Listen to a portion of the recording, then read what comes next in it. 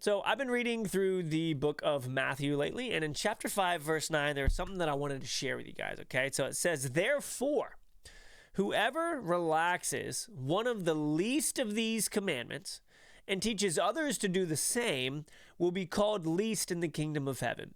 But whoever does them and teaches them will be called great."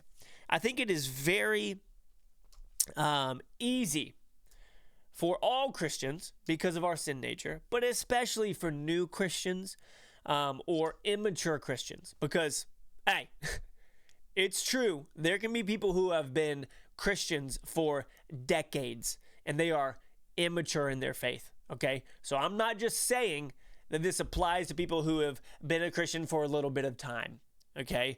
There are people who have been walking with the Lord for a long time who are incredibly immature, and you will know them by their fruit or lack thereof.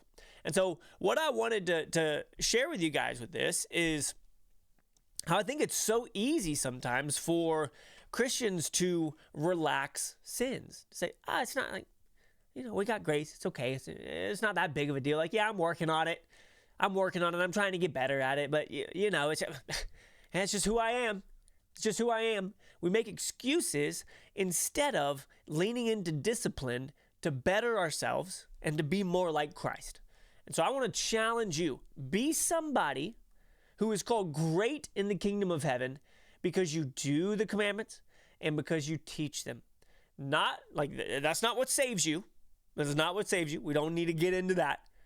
But be the type of person that doesn't encourage others to live a mediocre Christian life where you're not trying to become more like Christ, where you're just making excuses for your sin that is holding you back. I know that I've had seasons in my life where I've made excuses for sin, where I haven't worked on growing in the Spirit to fight against them, to flee, to turn away and run. That's what we're called to do. And so I want to encourage you, not only for yourself, stop making excuses for your sin, okay? And for other people in your life, stop making excuses for them. Challenge them. Okay? Greater are the wounds of a friend than kisses of an enemy. Okay? It's okay to hurt your friends if you're pointing them towards Christ because that's what they need. Sometimes we need that hard love. We need to say, hey, I think you're making excuses for what you're doing right now. And I don't think that that's what the Lord wants for you. Okay? Let's work on this together, y'all. I love y'all. I hope that this was encouraging. Stop making light of sin. Okay? It is serious. It is what hung Christ on the cross for us.